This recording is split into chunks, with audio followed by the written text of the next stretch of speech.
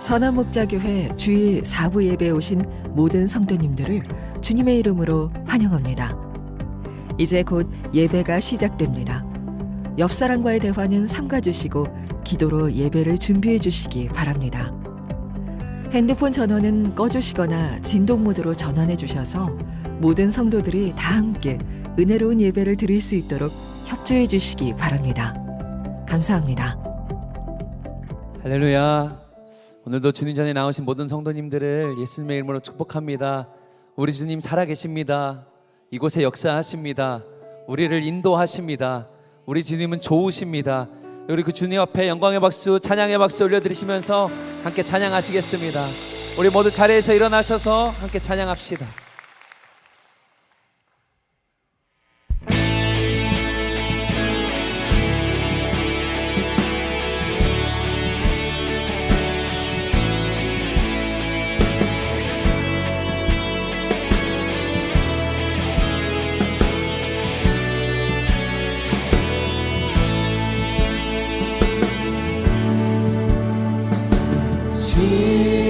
시온의 영광이 빛나는 아침, 어둡던 이 땅이 밝아오네. 슬픔과 애통이 기쁨이 되니 시온의 영광이 비춰오네. 시온의 영광이, 시온의 영광이 빛나는 아침, 매였던 종들이 돌아오네.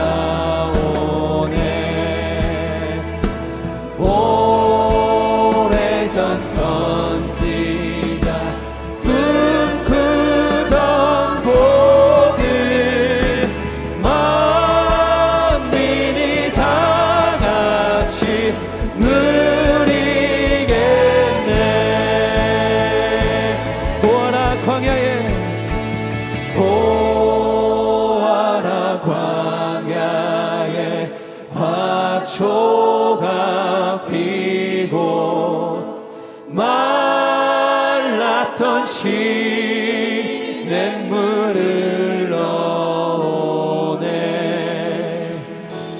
이 산과 저 산이 마주쳐 울려 주 예수를, 우리 주님은 찬양받게 합당하십니다.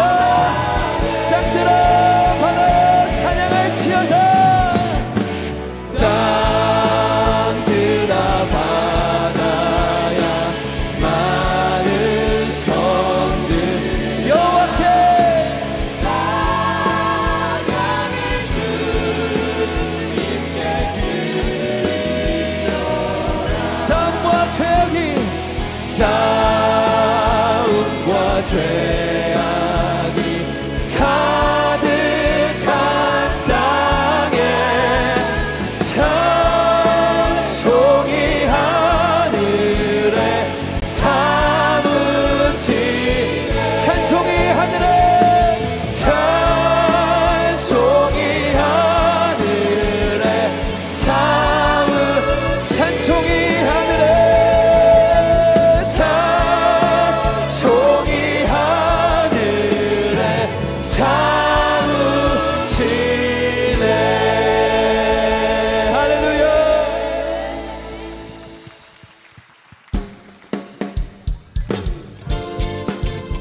우리 주님은 살아계셔서 역사하시고 우리를 인도하시는 선하신 분이십니다.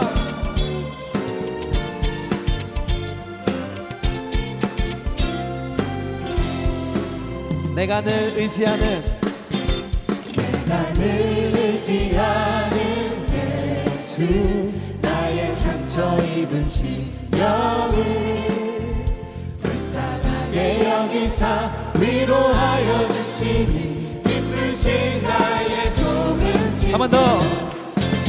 내가 늘 의지하는 예수 나의 상처 입은 신령을 불쌍하게 여기사 위로하여 주시니 기쁘신 나의 좋은 친구 내가 의지하는 예수 나의 사모하는 친구 나의 기도들을 응답하여 주시니 기쁘신 나의 좋은 주의 손 의지하고 주의 손 의지하고 살 때 나를 해할 자가 없도다 주님 나의 마음을 크게 위로하시니 기쁘신 나의 좋은 친구 내가 의지하는 분 내가 의지하는 예수 나의 사모하는 친구 나의 기도들을 응답하여 주시니 우리 이 고백으로 다시 한번 주 앞에 나갑시다. 내가 의지하는 분 내가 의지하는 예수 나의 사모하는 친구 사모하는 친구 나의 기도들을 응답하여 주시니 기쁘신 나의 좋은 친구 아멘. 주님이 우리의 좋은 친구가 되어주십니다.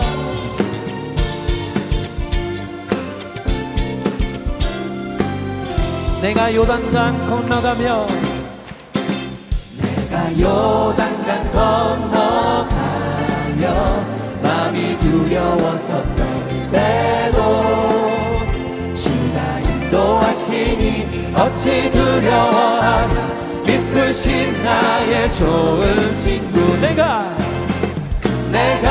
의지하는 예수 나의 사모하는 친구 나의 기도들을 응답하여 주시니 이웃 천국에 올라가서 이웃 천국에 올라가서 모든 성도들과 다 함께 우리들을 구하신 주를 찬양하리라 여러분 이 가사를 다시 한번 묵상합시다.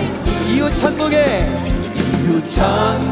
올라가 모든 성도들과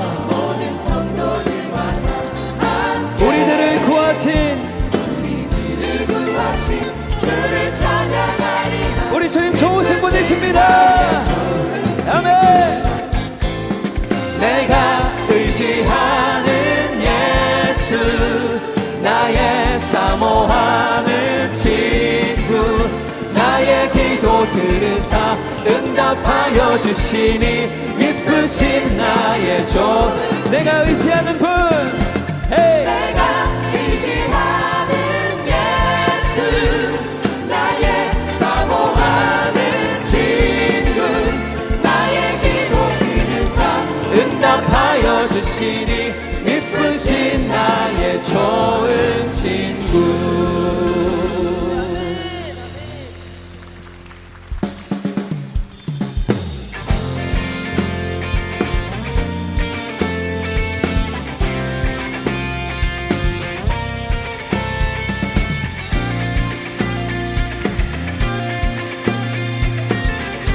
해산을 넘어 항공에 가도 세상을 넘어 험곡에 가도 빛 가운데로 걸어가며 주께서 항상 지키시기로 약속한 말씀 변치 않네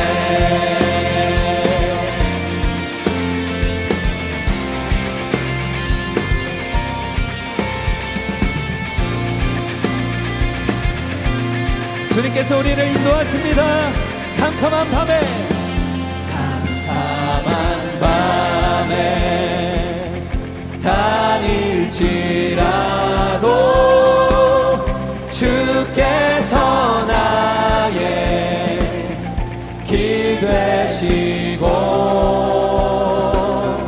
나에게 밝은 빛이 되시니 길 잃어버릴 염려 없네. 하늘의 영광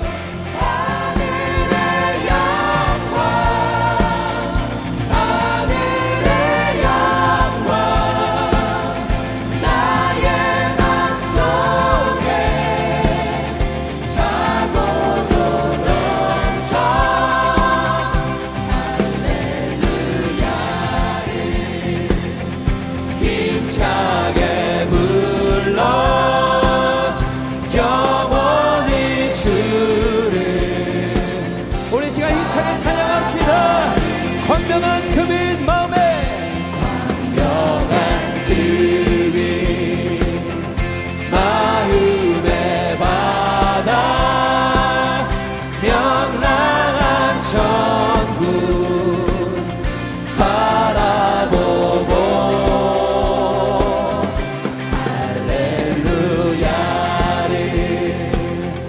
힘차게 불러 날마다 빛에 걸어. 우리 선포합니다. 하늘의 영광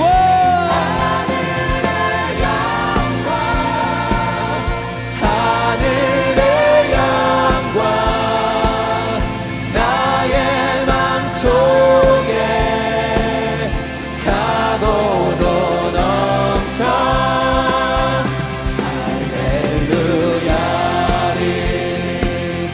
힘차게 불러 영원히 주를. 여호와 하나님 사랑합니다. 하늘의 영광 하늘의 영광 주님께 하늘의 영광 나의 맘속에 차고도 넘쳐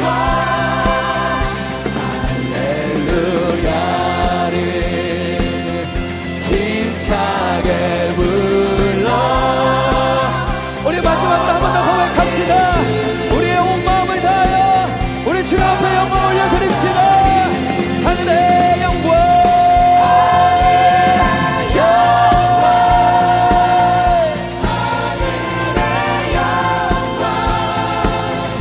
나의 맘속에 차고도 넘쳐 할렐루야를 힘차게 불러 영원히 주를 찬양하리.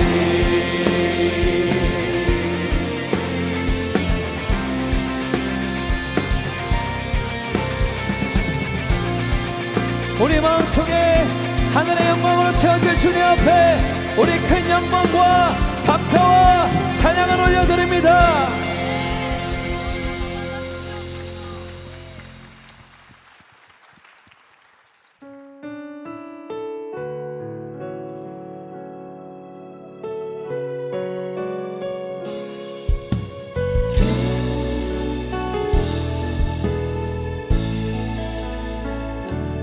우리 보좌 앞에 모였네. 함께 주를 찬양하며 하나님의 사랑 그 아들 주셨네. 그의 피로 우린 구원받았네. 십자가에서 그 사랑 강같이 온 땅에 흘러 각 나라와 족속 백성만 원해서 구원받고 주 경배 드리네. 구원하심이 보좌에 앉으신 우리 하나님과 어린 양께 있도다. 구원하심이 보좌에 앉으신 우리 하나님과 어린 양께 있도다. 우리 보좌 앞에 모였네.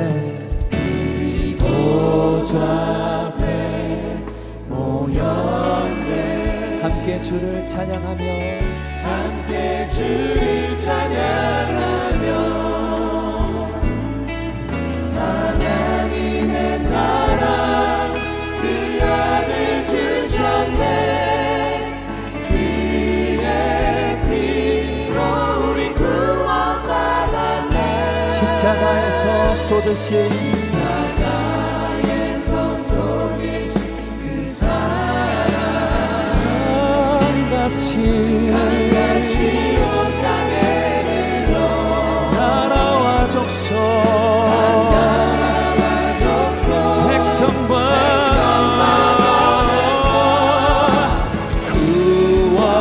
구원받고 주 경배 드리네. 구원하심이 보좌에 앉으신 우리 하나님과 어린 양께 있도다.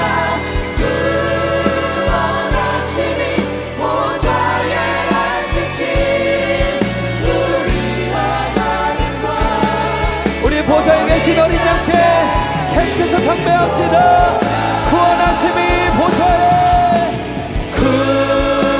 구원하심이 보좌에 앉으신 우리 하나님 어린 양께 있도다. 구원하심이 보좌에 앉으신 우리 하나님과 어린 양께 모든 영광 모든 영광과 존귀와 능력 예 주님 받으소서. 온 성도의 경배를 받으소서. 주님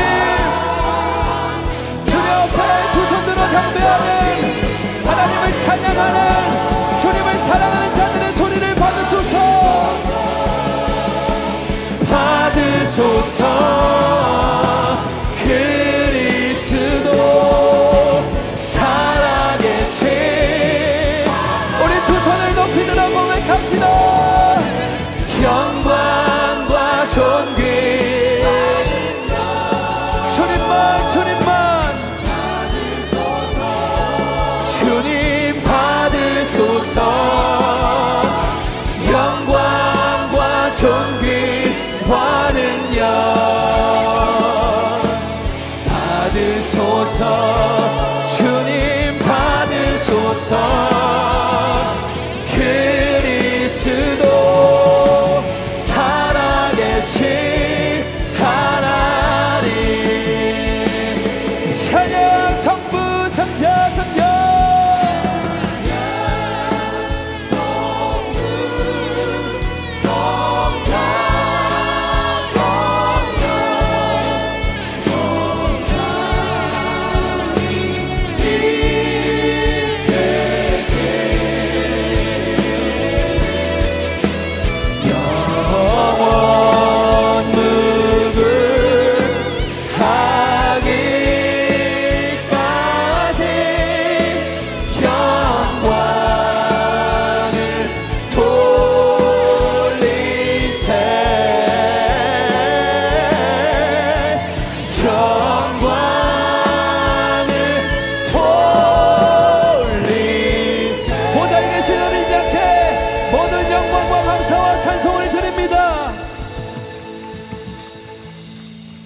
모두 자리에 앉으시겠습니다.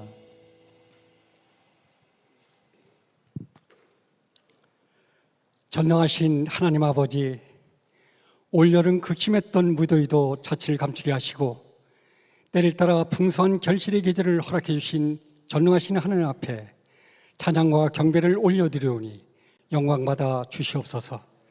오늘 드려지는 거룩한 사부 예배가 저희들의 몸과 마음을 산제물로 드리는 살아있는 예배가 되기를 간절히 소망합니다.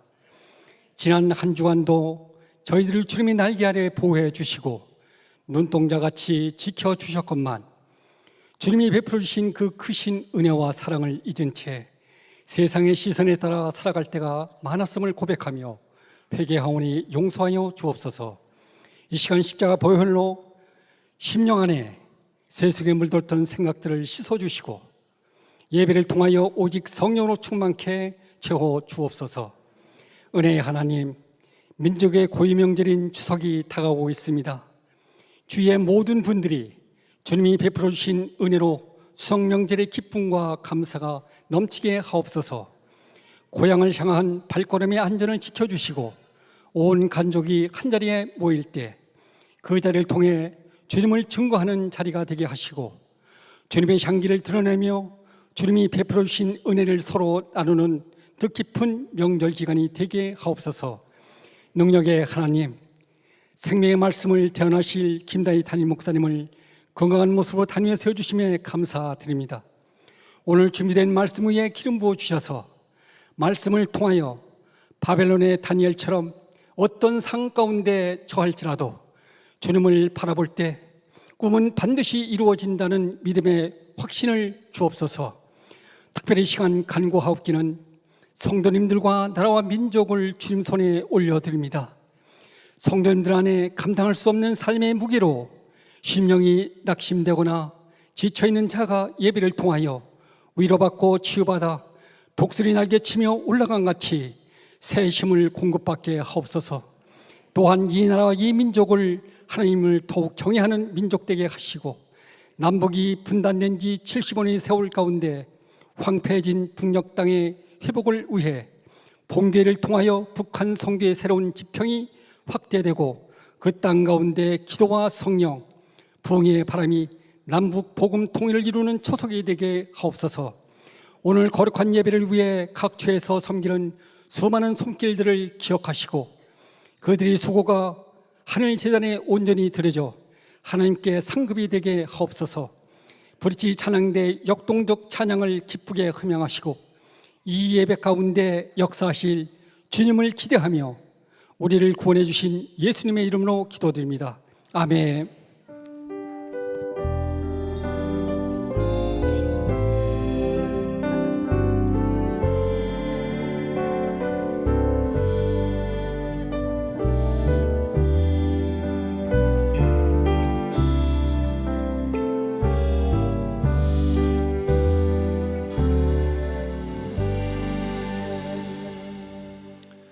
이 시간에는 10주간의 양육 과정을 마치신 분들을 축하하려고 합니다. 대표해서 신지아 성도님께서 양육 수료 간증해 주시겠습니다.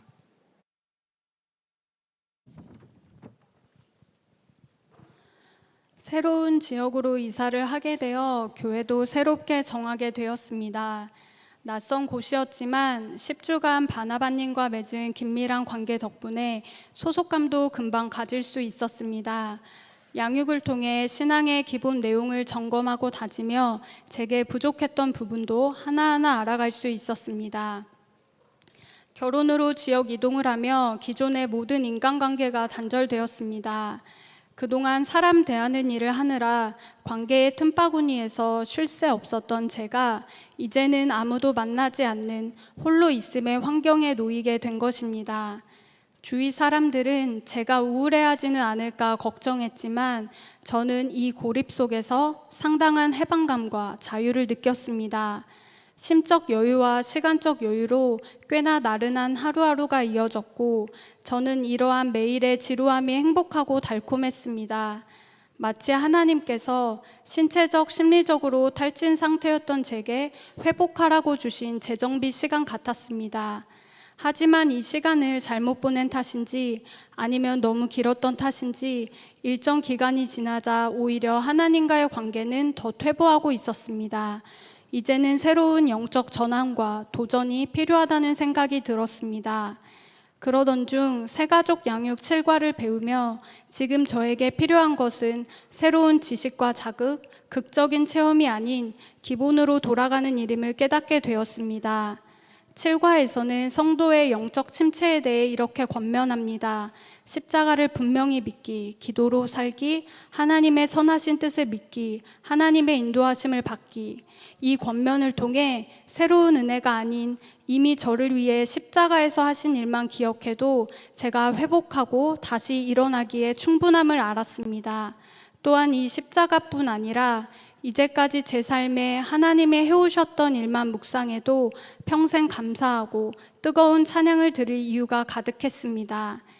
양육을 받으며 돌아보니 제 삶과 구원에 새겨진 하나님의 은혜가 너무나 뚜렷했음에도 다른 즐거움에 밀려 그 은혜를 쉬이 잊었음을 알았습니다.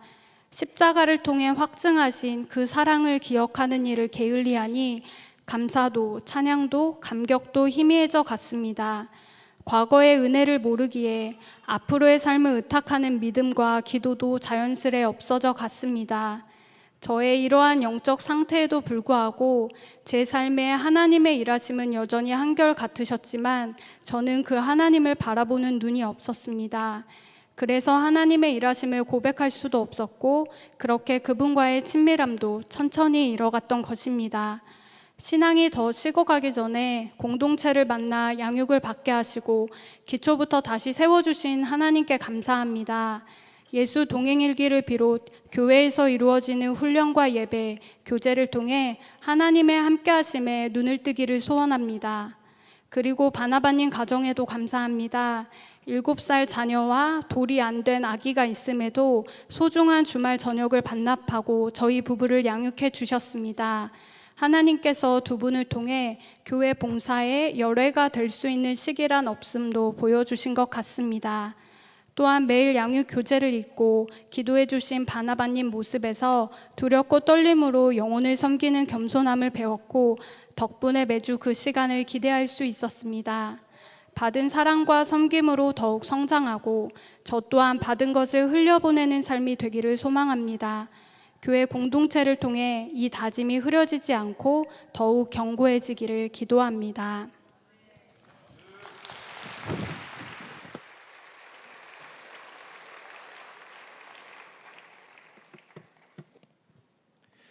신지아 성도님과 함께 새가족 가정을 마치신 분들을 소개합니다.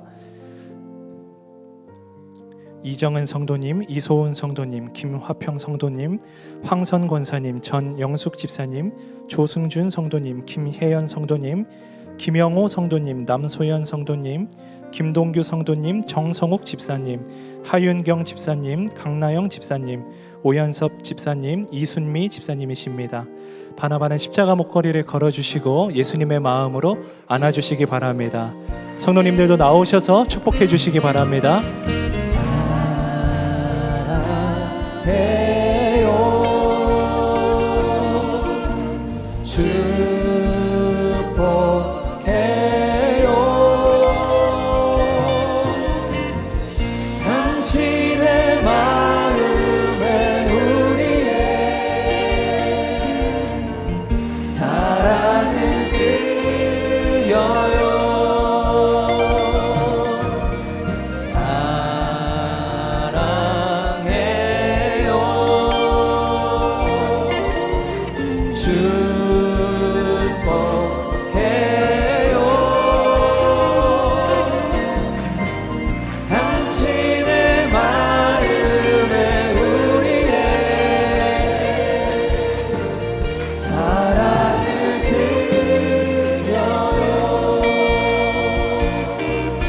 다시 한번 크게 박수해 주시기 바랍니다.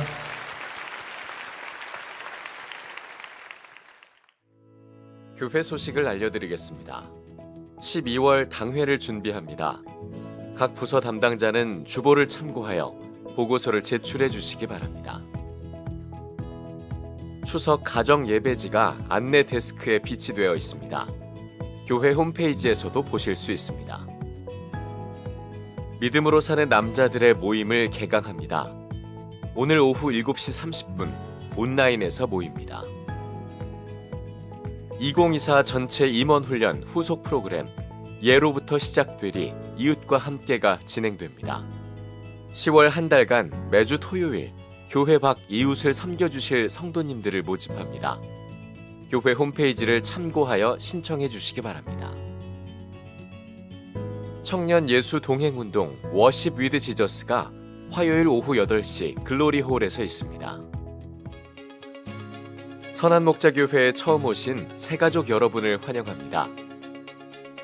1층 새가족실에 가시면 교회 등록과 교회 생활에 대한 안내를 받으실 수 있습니다.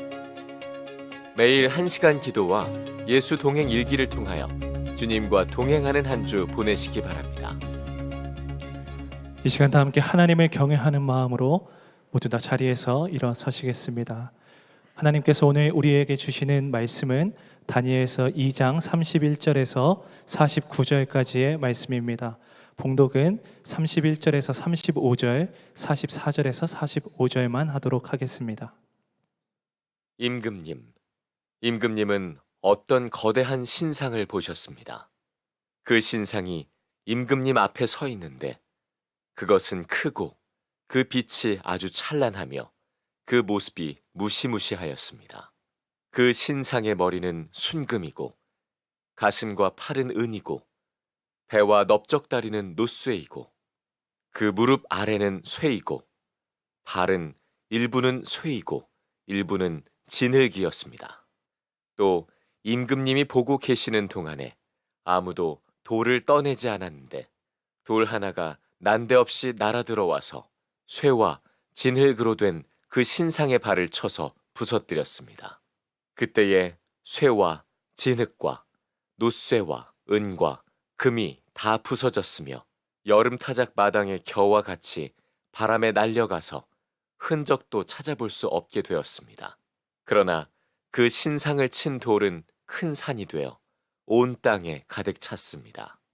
이 왕들의 시대에 하늘의 하나님이 한 나라를 세우실 터인데 그 나라는 영원히 망하지 않을 것이며 다른 백성에게 넘어가지 않을 것입니다. 그 나라가 도리어 다른 모든 나라를 쳐서 멸망시키고 영원히 설 것입니다. 아무도 돌을 떠내지 않았는데 돌 하나가 난데없이 날아들어와서 쇠와 노쇠와 진흙과 은과 금을 으깨는 것을 임금님이 보신 것은 위대하신 하나님이 앞으로 일어날 일을 임금님께 알려주신 것입니다. 이 꿈은 그대로 이루어질 것이고 이 해몽도 틀림없습니다. 아멘. 하나님의 말씀입니다. 모두 다 자리에 앉으시겠습니다.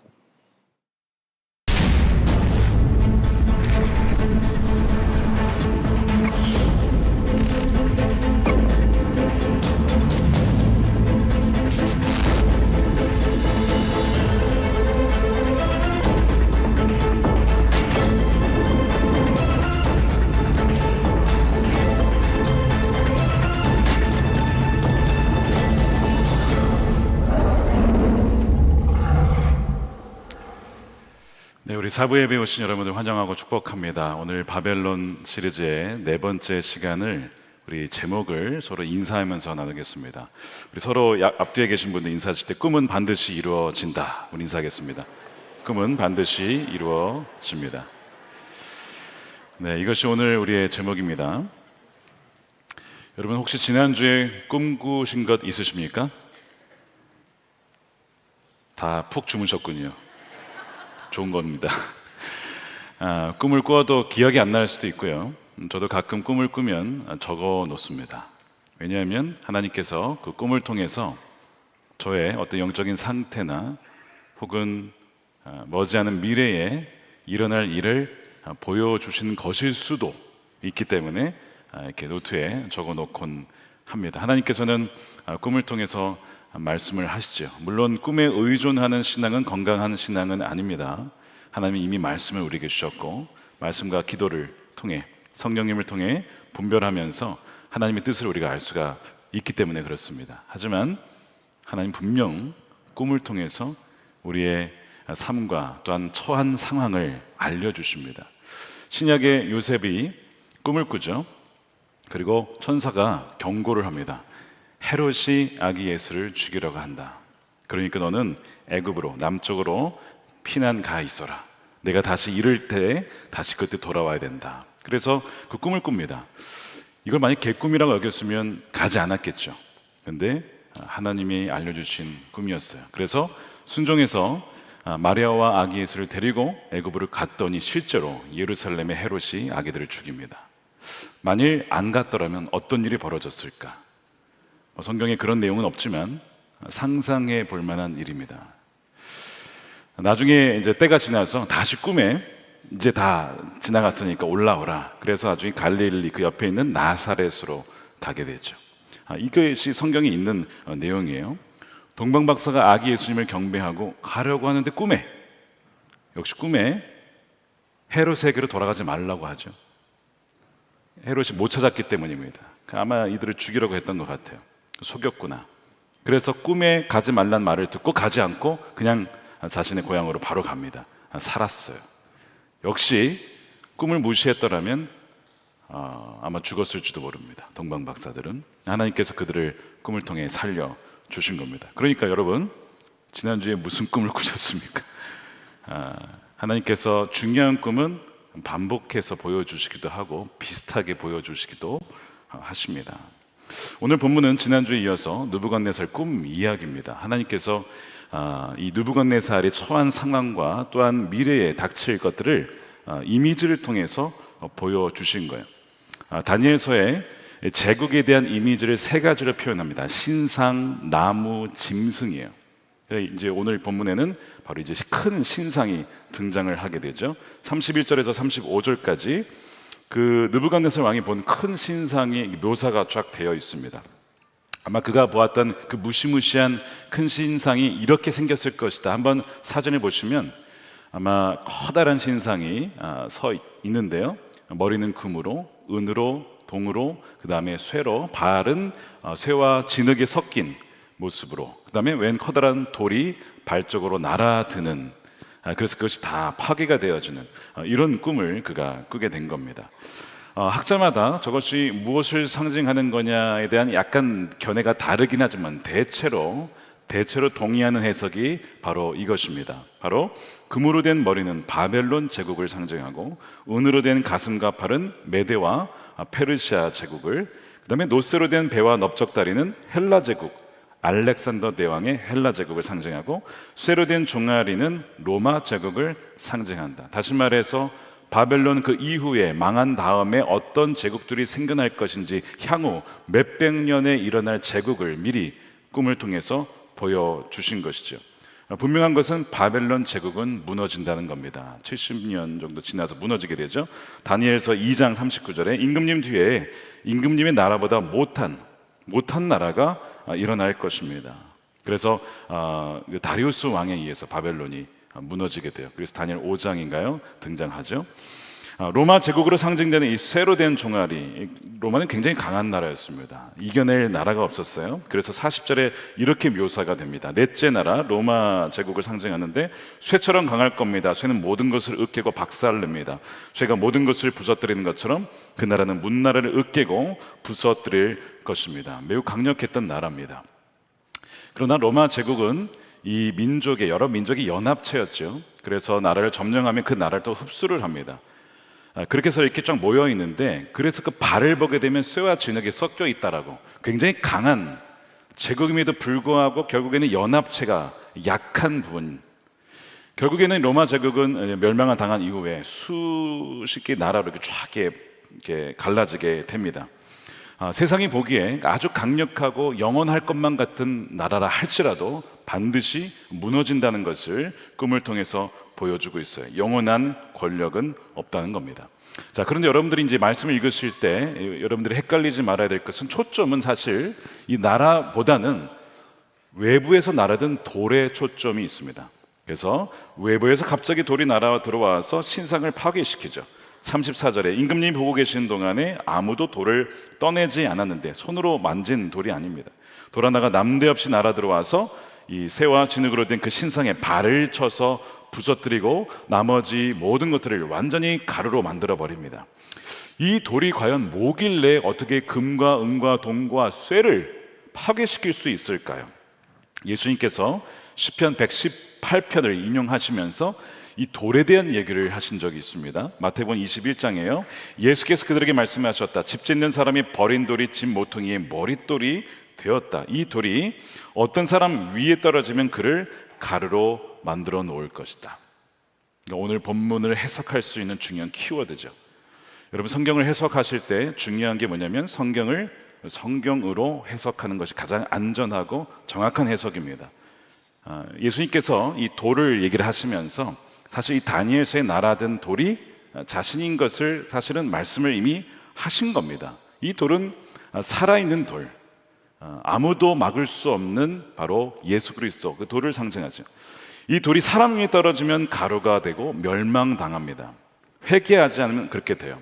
그러나 그 돌이 그 사람의 인생의 주춧돌이 되면, 머릿돌이 되면 흔들리지 아니하는 인생이 됩니다.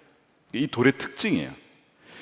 돌이신 예수님은 반석으로 삼아야지 그분을 거역하고 무시함으로써 자신을 파괴하는 돌로 만들면 안 된다는 것입니다. 이 돌의 특성이에요. 파괴성이 있고 영원성이 있습니다. 여러분들과 예수님과 관계는 반석이십니까? 아니면 파괴하는 돌이십니까? 절대 그 예수님이 돌이신 예수님이 파괴하는 돌로 여러분들에게 와서는 안 된다는 것이죠.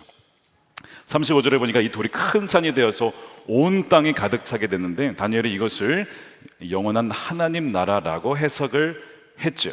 44절에 보니까 왕들의 시대에 하늘의 하나님이 한 나라를 세우실 터인데 그 나라는 영원히 망하지 않을 나라이며 다른 백성들에게 넘어가지 않을 것입니다. 그 나라가 도리어 다른 모든 나라를 쳐서 멸망시키고 영원히 설 것입니다. 이 돌은 예수님을 상징하면서 동시에 영원한 하나님 나라를 상징합니다. 하나님께서 보여주신 것은 인간 제국의 나라의 생성과 몰락을 보여주신 거예요. 인간의 나라들은 취약하고 무너지게 되어 있습니다. 바벨론, 아수르, 헬라, 로마, 그 다음에 여러분 나치가 너무 강력했죠. 유럽을 다 점령했었습니다. 결국 어디 갔습니까? 다 사라졌습니다. 소련이 너무 강력했었죠. 소련이 무너질 것 같지 않았지만 소련은 결국 해체가 됩니다. 일본 동아시아 제국을, 일본 제국을 세우려고 했었죠. 러시아도 이기고 중국도 이기고 도대체 당할 나라가 없었습니다. 미국까지 이르려고 미국까지 공습을 했던 나라가 바로 일본입니다. 그 정도로 강력했던 나라, 핵폭탄을 맞고 완전히 항복을 하게 됩니다. 무너지게 되는 것이죠. 그러니까 인간의 나라들은 이렇게 다 무너지게 된다는 거예요. 하지만 하나님 나라는 영원합니다. 우리가 세속 도시 안에 살고 있습니다. 이스라엘 백성들도 유배가 되어서 소수로 살아가고 있었어요. 그런데 하나님 뭘 보여주신 거냐면 이 유배된 상태는 영원한 것이 아니다. 오히려 이 세속 나라와 도시는 무너질 것이지만 하나님의 나라는 영원하다. 믿는 자들은 결코 흔들리지 아니하는 그 나라를 얻게 될 것이다 하는 것을 이 꿈을 통해서 위로해 주시는 겁니다. 그러니까 여러분들이 지금 신앙 때문에 박해를 받거나 직장에서 어려움을 당하신다면 오늘 이 말씀을 가지고 여러분 위로를 받으시기 바랍니다. 영원한 하나님 나라가 있고 그 나라에 속한 자는 결코 그 유업을 빼앗기지 않는다라는 분명한 약속을 하신 것이죠. 느부갓네살 왕에게 하나님께서 이 꿈을 보여주셨어요. 다니엘이 아니고 느부갓네살 왕에게 꿈을 보여주셨습니다. 이상하지 않습니까? 왜 다니엘이 아니고 왕에게 먼저 보여주셨을까? 꿈은 반드시 이루어지기 때문인데요. 그 꿈이 무엇이었냐면 바로 45절에 보시면 임금님이 보신 것은 위대하신 하나님이 앞으로 일어날 일을 임금님께 알려주신 것입니다. 이 꿈은 그대로 이루어질 것이고 이 해몽도 틀림없습니다. 여러분, 하나님께서 꿈을 보여주시면서 이 나라가 올 것인데 반드시 이루어질 것인데 너가 이 나라에 속해 있느냐? 사실은 이 왕에게 주님은 물으신 것이죠. 한번 따라해 보겠습니다. 꿈은 그대로 이루어집니다. 하나님의 꿈은 반드시 이루어진다는 것이죠. 근데 말씀드린 대로 이 왕이 꿈을 꾸었기 때문에 하나님은 미리 이 왕에게 이 꿈을 보여주면서 사실은 초청을 하는 겁니다. 너가 지금 바벨론 제국을 세웠다고 생각하지만 영원한 나라가 있어. 너는 지금 이 나라를 모른다. 내가 이 나라를 너에게 지금 보여준 거야. 너는 이 나라의 백성이 되어야 돼 라고 초청하는 것이거든요. 예레미야서에 보면 이 느부갓네살 왕을 하나님이 나의 종이라고 부릅니다. 왜 종이라고 불렀냐면 유다를 멸망시킬 때 바벨론을 사용하셨거든요. 그러니까 내 종이라고 표현하시는데, 그렇다고 해서 이 느부갓네살이 하나님을 믿는 건 아닙니다. 그러니까 하나님 그냥 쓰임만 받았어요, 멸망시키는데. 하지만 믿지는 않습니다. 그래서 그 나라를 보여주고 영원한 나라의 그 왕을 지금 초대하고 있는 겁니다. 꿈을 통해서 보여주시면서 초대하는 것이죠. 하나님은 사랑하는 자에게 미리 보여주십니다. 알려주십니다. 그리고 대비하게 하십니다. 여러분 최근에 꿈과 말씀, 들은 말씀 무엇이죠? 여러분들이 이게 들으셨다면 하나님 미리 알려주신 이유는 대비하라고, 준비하라고 말씀해 주신 겁니다. 예수님께서, 그리고 세례 요한이 첫 번째로 하신 말씀이 있어요. 가장 먼저 하신 말씀, 그게 회개하라, 하나님의 나라가 가까이 왔답니다.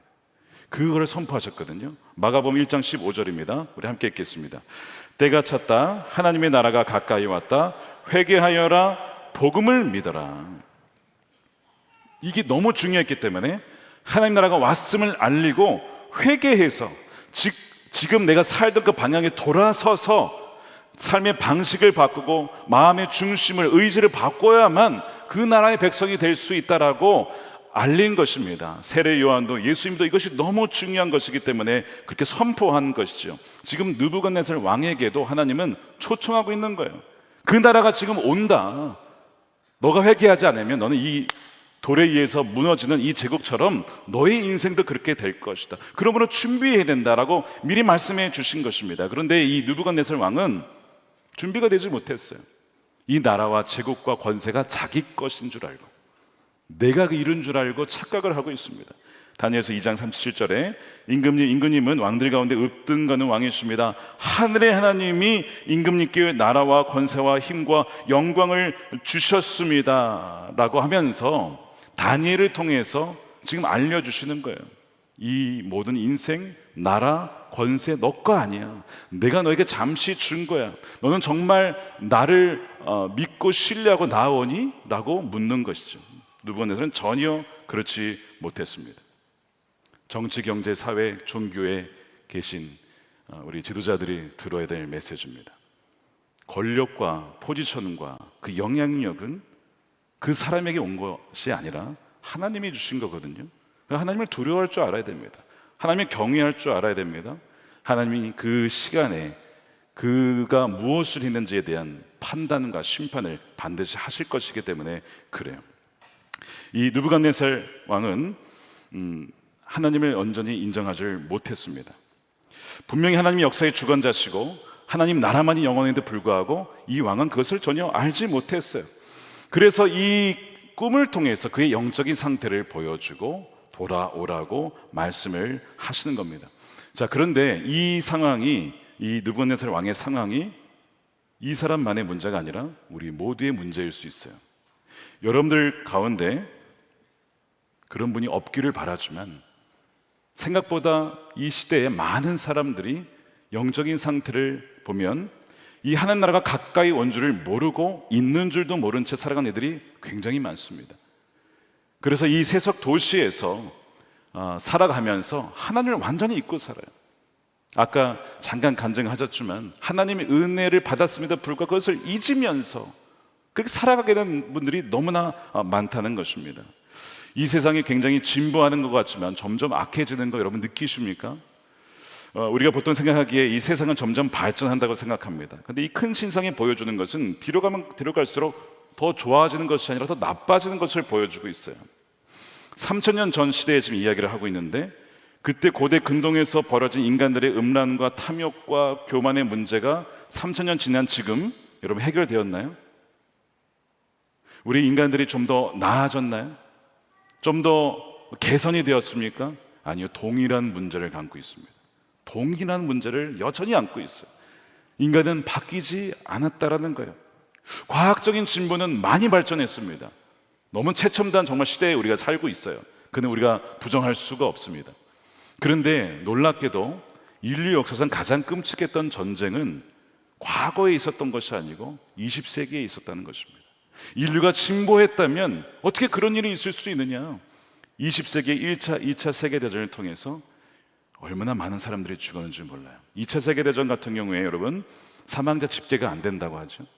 아마 적어도 5천만 명에서 많게는 1억만 명이 죽었을 것이라고 추정을 합니다. 끔찍한 일이 20세기에 벌어져 사람들이 충격을 받았습니다. 아니 인류가 진보했는데 어떻게 이런 전쟁이 있을 수 있느냐. 근데 여러분 보십시오. 지금도 우크라이나 러시아 전쟁이 진행 중입니다. 그리고 중국과 대만의 긴장이 점점 올라오고 있고 미국은 이미 전쟁 시나리오를 다 해봤어요. 중국이 쳤을 경우에 미국이 개입을 하면 양측의 피해가 어떻게 될 것이고 누가 이길 것인가 이미 보고서가 다 나와 있는 상황입니다. 북한과 러시아가 같이 만났습니다. 한미일이 지금 같이 움직이고 있죠. 이런 일들이 국제 정세가 지금 복잡하게 돌아가고 있어요. 다시는 그 전쟁이 일어나서는 안 되지만 누가 다음 전쟁이 일어나지 않을 것이라고 장담할 수 있을까요? 우리는 정말 깨어서 기도해야 된다는 거예요. 그런데 이런 상황임에도 불구하고요, 지금도 미혹을 당해서 수천 수억 명이 지금 하나님 나라에 속하지 못한 채 죽어가고 있습니다. 그렇게 해서 죽게 되면은요 어떻게 됩니까? 천국에 가지 못합니다. 그 나라에 누리지 못합니다. 지옥 백성이 될 수밖에 없는 거예요. 그러니까 세례 요한도 예수님도 회개해야 됩니다라고 얘기하는 거예요. 죽은 영혼들이 너무나 많기 때문에 그래요. 누가 회개하는 자입니까? 바로 자신이 어떤 처지에 있는지를 아는 자가 회개합니다. 주님, 저는 잃어버린 자입니다. 주님, 저는 병자입니다. 주님, 저는 아픈 자입니다. 주님, 저는 악한 자요 죄인입니다. 교만한 자입니다. 이대로는 나는 망할 수밖에 없습니다 라고 깨달은 자만이 회개하여 주님께 나옵니다. 아까 2부에 귀한 간증을 하셨어요. 평생을 주님 부인했어요. 결혼하면 아내에 따라서 교회 가겠다고 약속했는데 결혼하자마자 교회를 안 갑니다. 그런 분이 계셨어요. 60년을 자신의 욕망을 위해 살았대요. 자기의 쾌락을 위해서 살았대요. 자기가 하고 싶은 대로 살았다는 것입니다. 복음을 전도하면 딸이 하면 막 화내고 물리치고 이랬던 분이 위암 말기 진단을 받고서야 그제서야 주님, 제가 죄인입니다 고백을 하셨어요. 그리고 오늘 세례를 받으셨어요. 여러분, 하나님께서 그렇게 깨닫게 해주시고 징계해 주신 것은요 엄청난 은혜입니다. 많은 사람들이 그것을 깨닫지 못한 채 죽어요. 죄송하지만 오늘 예배가 마지막인 분이 계실지도 몰라요. 왜요? 매주 장례가 납니다. 진료를 하면서 마지막 이 예배를 드리면서 제가 뭘 느끼는지 아십니까? 정말 매주 정말 생명을 살리는 하나님 말씀을 주십시오. 이렇게 죽어가는 분들이 많은데 하나님 한 명도 빠짐없이 모두가 하나님 나라의 백성이 되어야 되지 않겠습니까? 라는 생각을 늘 하게 됩니다. 이 느부갓네살 왕이 이 다니엘을 통해서 하나님을 알게 돼요. 이거 너무나 놀라운 은혜죠.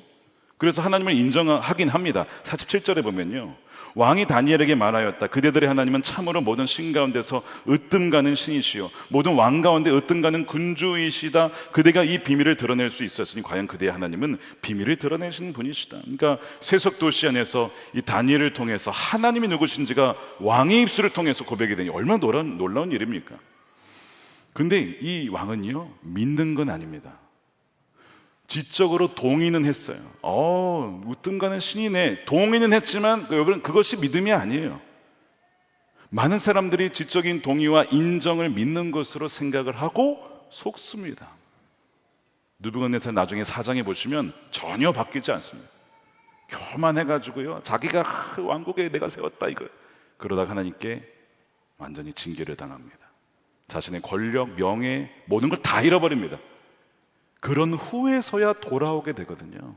말씀드린 대로 징계는 오히려 사랑받고 있다는 증거예요. 가장 무서운 게 뭔지 아십니까? 내버려 두는 겁니다. 아무런 일이 없는 거예요.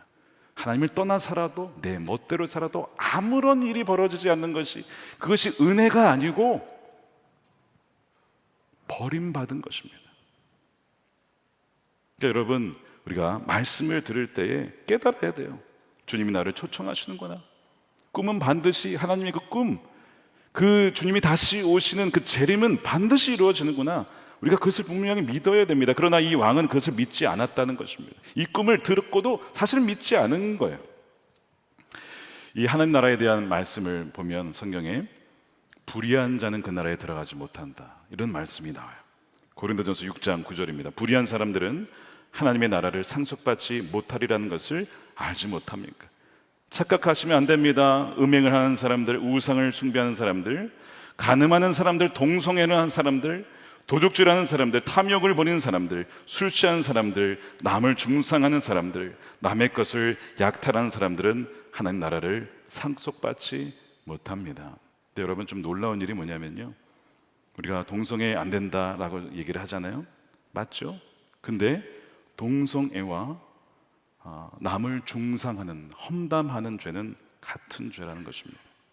남의 것을 약탈하고 탐욕을 부리는 것, 도둑질하는 것, 우상을 숭배하는 것과 동성애는 같은 죄라는 것입니다. 근데 우리는 이것을 보려 하지 않습니다.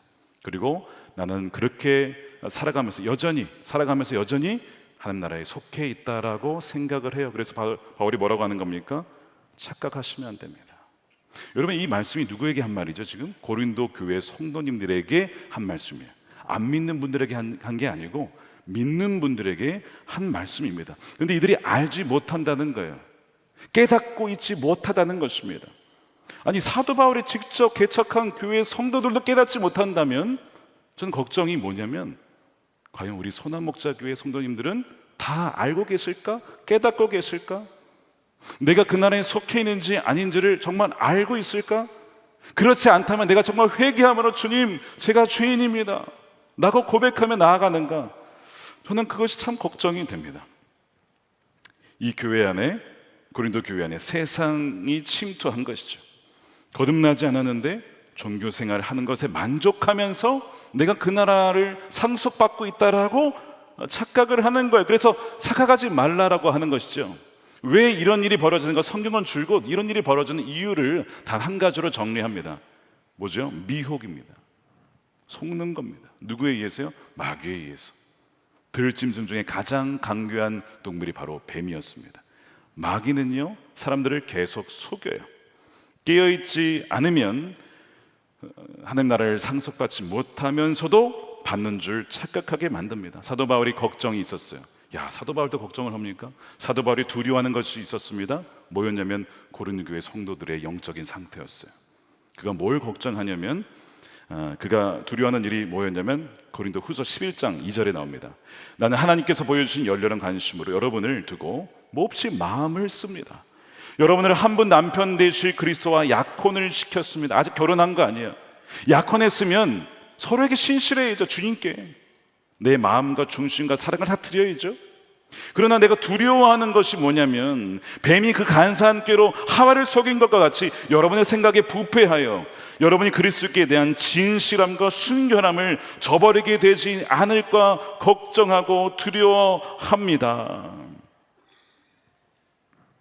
그의 이성은 하나님의 진리에서 떠나고 마음은 하나님을 향한 사랑에서 식어지게 되고, 그의 그 의지는 하나님의 뜻에 순종하는 데서 멀어져서 내 마음대로 쾌락에 따라서 내가 하고 싶은 대로 살아갈까봐 사도 바울은 두려워한다는 것입니다. 그래서 저에게도 동일한 두려움이 제게 있어요. 아니, 고린도 교회에도 이런 분들이 있었다면 우리 교회에 없으리라는 법이 있느냐? 우리 교회 어른들과 우리 교회 젊은이들과 우리 교회 청소년들과 우리 교회 어린아이들 중에 그 나라에 속하지 못한 아이들이 있을 수 있잖아요.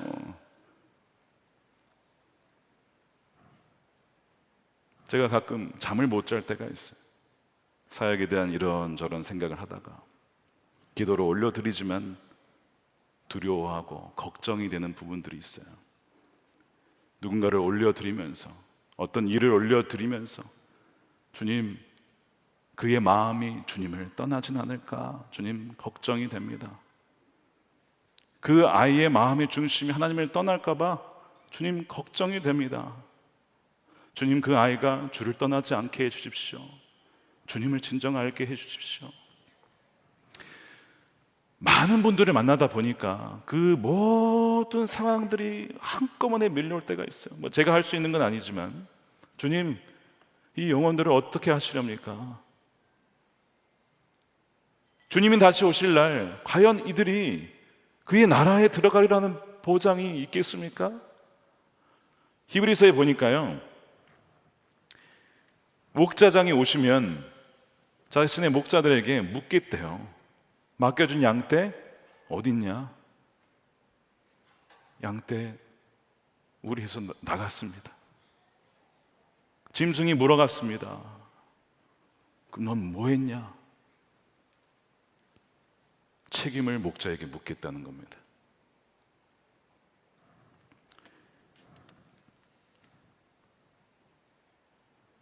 영혼들이 많으니까 책임이 없을까요? 아니요. 더 많은 책임이 있는 것이죠.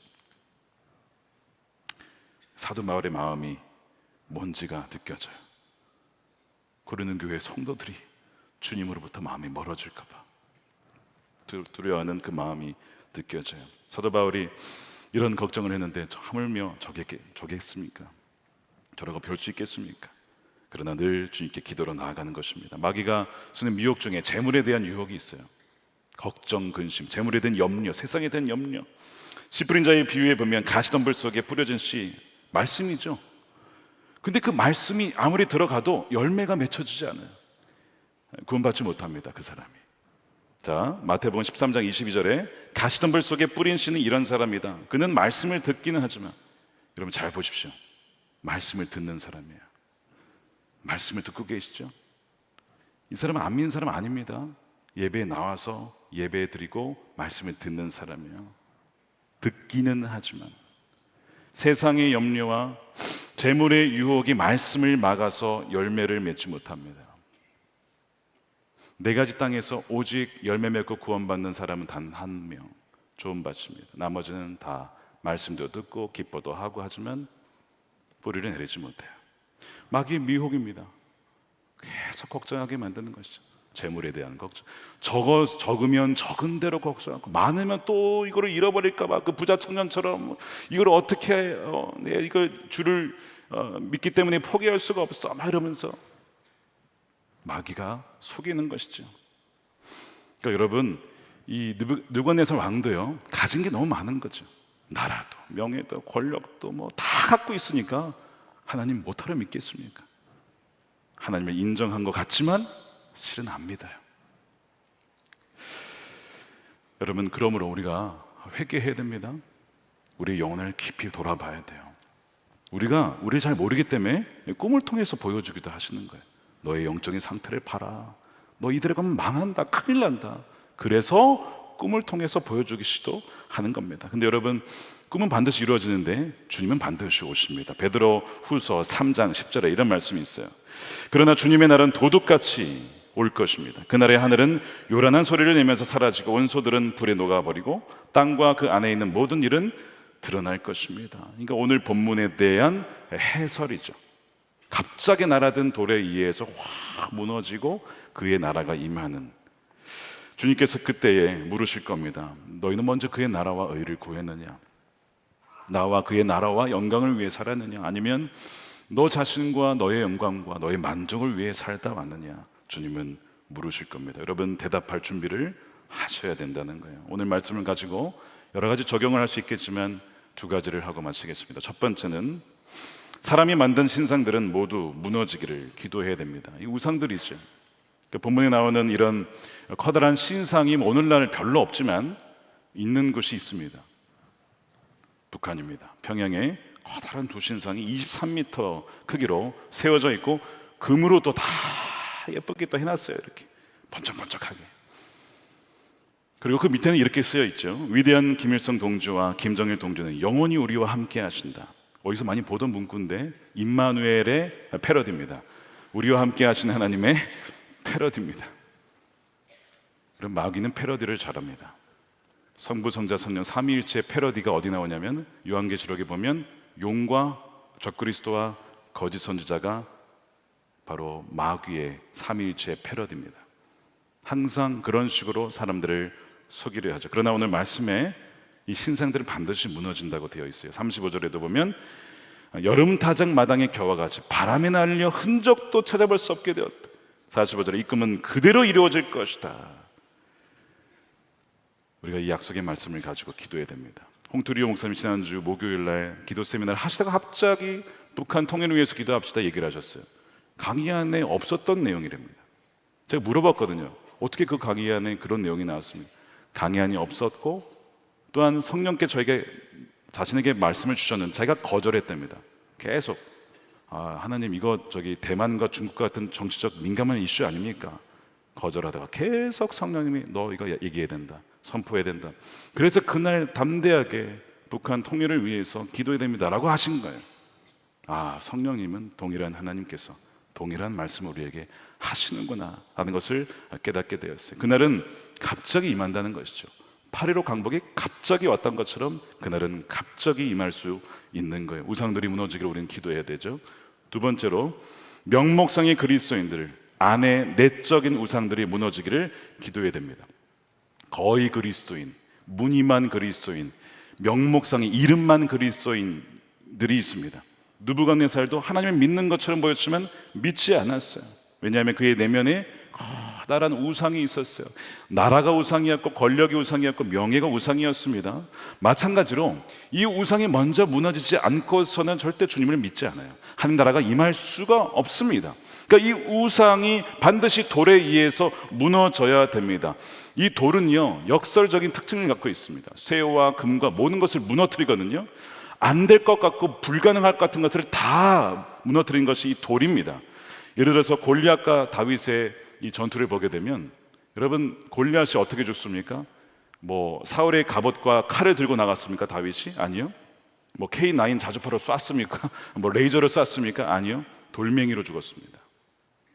40일간 이스라엘 백성들이 무서워 펄펄 떨면서 어떻게 골리앗과 싸워 막 이러고 있었는데 갑자기 왜 손님이 나오더니 돌을 딱 던졌는데 돌 맞고 그냥 골리앗이 딱 죽어버린 거예요. 얼마나 참 황당한 일입니까? 저는 이것을 하나님의 유머라고 생각해요. 하나님의 유머. 돌에 맞아 죽다. 그 돌은 예수 그리스도 아닙니까? 갑자기 날아든 돌에 그냥 그 거대한 거구 그 골리앗이 쓰러진 거예요. 거기에서도 바로 오늘 본문에 나와 있는 이 예수 그리스도가 등장을 하는 것이죠. 불가능한 것만 같은 그 우상이 오늘 갑자기 팍 무너지는 거예요. 60년 욕망으로 살아왔다 그분의 그 모든 인생의 그 신상이 갑자기 어느 날 팍 무너지더라는 것이죠. 그날이 온다는 것입니다. 지난주 금요 성령 집회 하기 전에 홍투리오 목사님과 식사를 하다가 그런 얘기를 들었어요. 그 에즈베리 대학 그 주변 그 영적인 상태가 그렇게 경건한 지역이 아니었답니다. 그러니까 청년 대학생들의 영적인 상태가 굉장히 사실 안 좋았대요. 음란과 쾌락과 중독과, 그러니까 보통 이 대학생들에게 발견될 수 있는 것들 거기도 그대로 다 있었다고 하는 것을 그분이 얘기해 주시는 거예요. 여러분 이 커다란 그들의 내면에 있는 우상들이 어떻게 무너질 수 있을까? 최첨단 기술이 필요합니까? 인공지능이 필요한 것입니까? 그렇지 않아요. 하나님께서 먼저 이 홍투리오 목사님께 꿈을 보여주셨죠. 2016년 2월 21일에 에즈벨이 부흥이 있을 것이니 그를 위해서 너는 전심으로 기도해라 라는 마음을 주셔서 그가 한 것이 뭐냐면 다른 게 아닙니다. 말씀 묵상, 말씀 가지고 기도하고 금식 기도하고 그 다음에 이 앞뒤로 골판지에 써가지고 그 전도한 거잖아요. 그것뿐이었어요. 얼마나 구식입니까? 지금 이런 시대에 어떻게 그런 구석기 시대의 방법을 쓰나라고 할 수 있을 법한 그 돌멩이 같은 사건이 결국 뭘 일으킨 겁니까? 부흥이 오게 된 거예요. 2023년 2월 8일부터 21일간 7년 뒤죠. 기도로 들어간 지 7년 뒤에 부흥이 임했는데 여러분 꿈은 어떻게 된다고요? 반드시 이루어진다고. 꿈이 이루어진 거예요.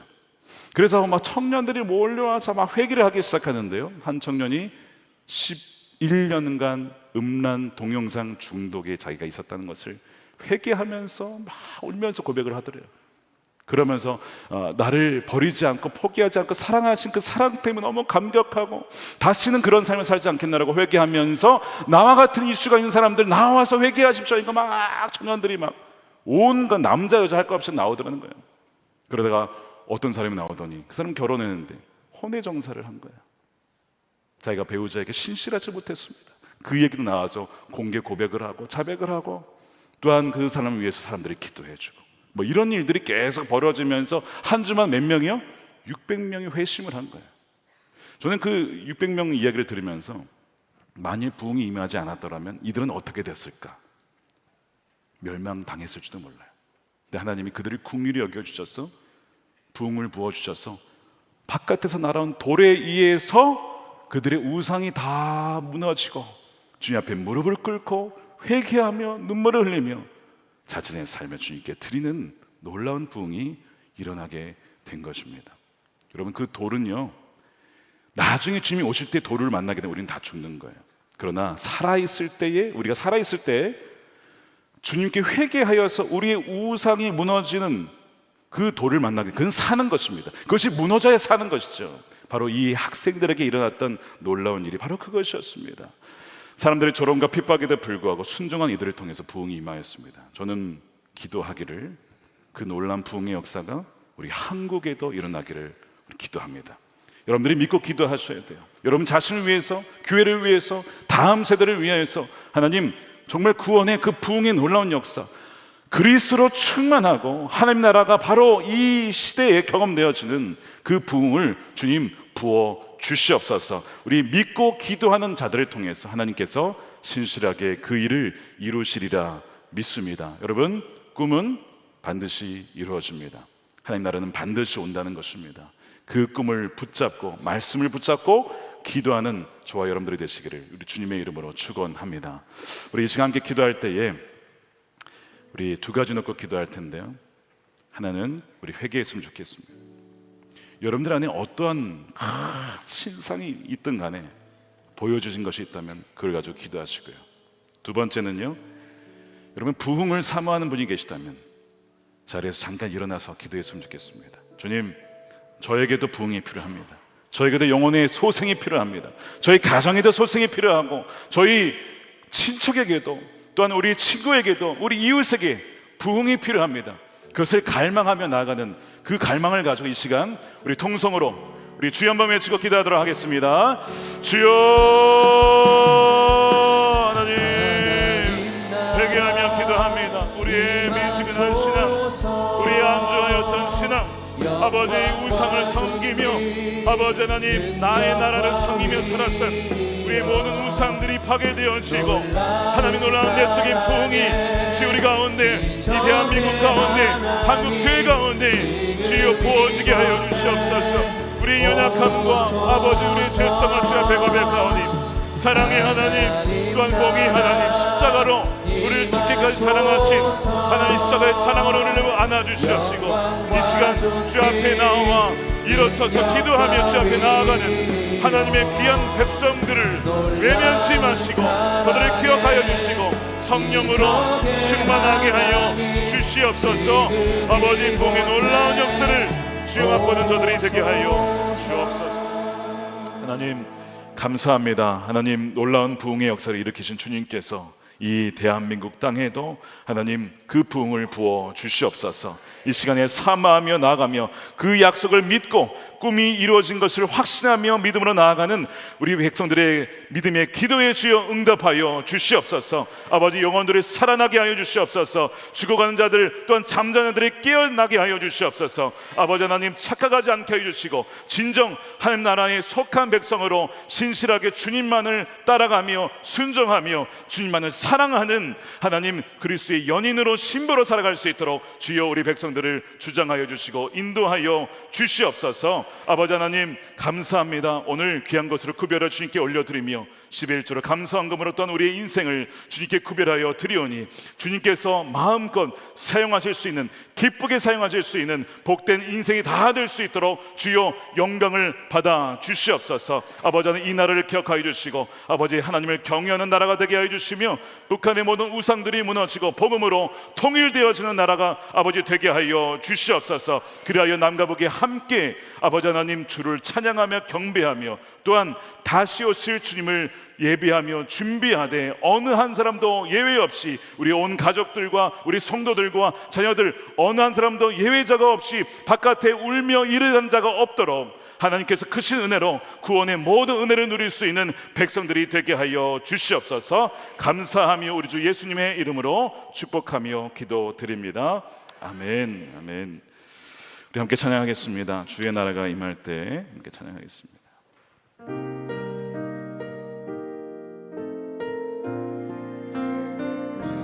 주의 나라가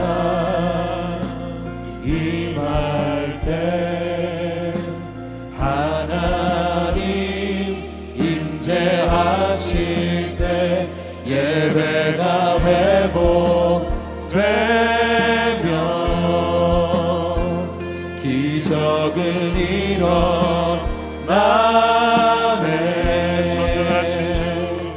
전능하신 주 영원하신 능력의 통치자 자유가 선포되어 주 백성 돌아오네. 주 백성 돌아 우리 두 손 들고 찬양합니다. 하나님 나라 임하소서. 하나님 나라 임하소서. 영광과 존귀 능력과 위엄 놀라운 사랑에 기적의 하나님 지금 이곳에 오소서. 주높고 위대하심은 주높고 위대하심을 크게 외쳐 선포하네. 만왕의 왕 주 하나님 지금 주높고 위대하심은 주높고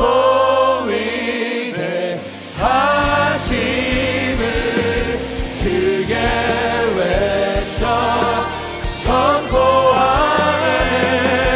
만왕의 왕 주 하나님 지금 하나님 나라 임하소서. 하나님 나라 임하소서. 영광과 존귀 능력과 위엄 놀라운 사랑에 기적의 하나님 지금 이곳에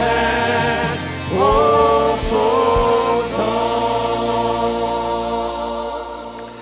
이제는 만왕의 왕이신 예수 그리스도의 크신 은혜와 아버지 하나님의 측량할 수 없는 사랑하심과 자비하심과 우리와 늘 함께 하시고 떠나지 아니하시는 성령님의 감화 감동 내주하심이 꿈은 반드시 이루어짐을 믿고 하나님 나라가 임한 것을 믿고 그 믿음으로 나아가는 우리 사랑하는 모든 성도들의 가정과 일터와 사랑하는 자녀들 다음 세대 가운데 영원히 함께 하시기를 간절히 축원하옵나이다. 아멘.